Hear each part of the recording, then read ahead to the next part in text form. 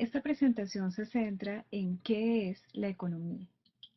La definición más popular es la de Lionel Robbins, quien dijo que la economía es la ciencia que estudia la conducta humana como una relación entre fines y medios escasos que tienen usos alternativos. Pero la economía es más que esta definición, porque puede estar centrándose en diferentes problemas según la escuela de la que uno esté hablando. Todo empieza con Adam Smith y lo que está pasando en el momento y la sociedad en que le tocó vivir. Estamos hablando de Inglaterra más o menos en el año de 1760, es decir, inicio de la Revolución Industrial. En ese momento hay varias cosas en discusión. Una de ellas era cómo se puede lograr el bienestar de la sociedad si la sociedad está compuesta por individuos egoístas. 100 años antes, Thomas Hobbes señaló que la única forma de alcanzar el bienestar de la sociedad era a través del leviatán. Para Hobbes, cada individuo es una especie de monstruo que trata de buscar su propio beneficio y que necesita de un monstruo más grande y descomunal que él para obligarlo a actuar de manera que se logre el bienestar social. Ese leviatán, que es un monstruo bíblico que posee un poder increíble, es el Estado. Lo interesante de Adam Smith es que plantea una respuesta alternativa a esta pregunta. Su planteamiento es el opuesto de Hobbes.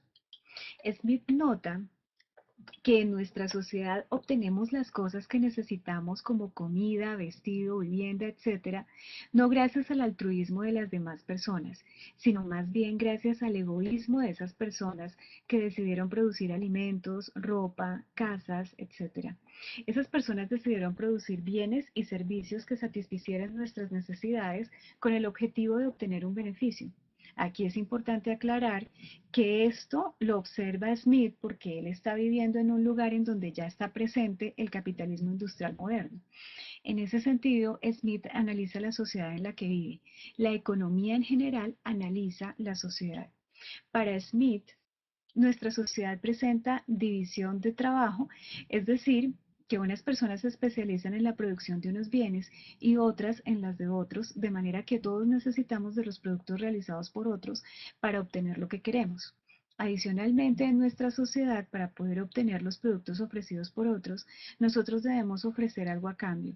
El escenario en el que se producen esos intercambios es el mercado. La forma de obtener ganancias en una economía de mercado es ofreciendo algo que los demás necesiten. Está en el interés del productor el que su producto satisfaga al consumidor y si lo satisface mejor que la competencia, mejor aún. Por ejemplo, en las últimas décadas la búsqueda de ganancias en los productores de computadores se ha traducido en precios más reducidos para los consumidores. De la misma manera, esta búsqueda no solo genera en ocasiones productos a precios más baratos, sino también productos innovadores y diversos. Se pueden encontrar muchas situaciones como esta en las que la búsqueda de mayores beneficios termina en el bienestar social. Lo que Adam Smith postula es que en una sociedad de individuos egoístas que interactúan a través del mercado, el egoísmo de cada individuo termina por contribuir al bienestar general. La escuela predominante hoy en día en economía, la escuela neoclásica, se puede entender a partir de la respuesta que acabamos de presentar de Adam Smith.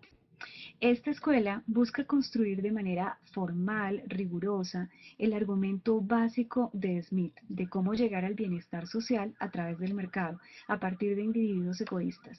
Pero esta es solo una escuela. Smith planteó otra pregunta que dio origen a otra escuela.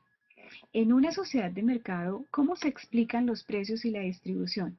Si nuestra sociedad produce más de lo que necesita para vivir, es decir, produce un excedente, surge la pregunta de cómo se distribuye ese excedente entre capitalistas, asalariados y dueños de la tierra. En una sociedad capitalista, la competencia entre los distintos capitalistas igualaría las tasas de ganancia entre los diferentes sectores mediante variaciones en los precios. De ese modo, los precios son el mecanismo de distribución. A esta escuela se le denomina escuela clásica de la economía. Ya a ella pertenecen autores como David Ricardo, Marx y en el siglo XX Pierre Sraffa, además de algunos precursores como los fisiócratas. En este enfoque, el de la pregunta por la distribución, el problema político y económico de distribución del excedente se estudia a nivel de clases sociales, a diferencia del enfoque de la primera pregunta de Adam Smith, la del bienestar que se concentra en individuos. Fíjense ustedes que la pregunta de la distribución no se preocupa por el tamaño de lo que se va a repartir. La pregunta por lo que se va a repartir fue abordada en parte por los clásicos al hablar de acumulación, pero el tratamiento más completo fue el de Keynes y los autores keynesianos y post-keynesianos, dando origen a la macroeconomía que trata de explicar el nivel de ingreso y el nivel de empleo agregados de todo un país. Las nociones básicas en cada escuela pueden cambiar. Por ejemplo, la noción de escasez no tiene sentido en Sraffa, mientras que la noción de excedente no tiene sentido en los autores neoclásicos. Pero además hay otras escuelas, como la evolucionista, la neoinstitucionalista, la de la regulación, entre otras. De todos modos, varios de los economistas importantes pueden haber realizado contribuciones que van más allá de una escuela. En la medida en que cada escuela se ha concentrado en aspectos distintos, conviene ponerle atención a los aportes de cada una. Por ejemplo, los problemas relativos a la asignación de recursos y al bienestar social han sido preferentemente estudiados por los autores neoclásicos, y las otras escuelas no tienen mucho que decir al respecto. Los problemas relativos a la distribución entre clases sociales han sido preferentemente estudiados por autores clásicos, y las demás escuelas no han tenido mucho que aportar en esa línea. Los problemas relativos a las reglas y sistemas de reglas que hacen posible el mercado han sido preferentemente estudiados por las escuelas evolucionista o institucionalista. Los problemas relativos a los límites de la firma, es decir, qué incluye y qué no una firma o empresa, han sido estudiados fundamentalmente por los neoinstitucionalistas.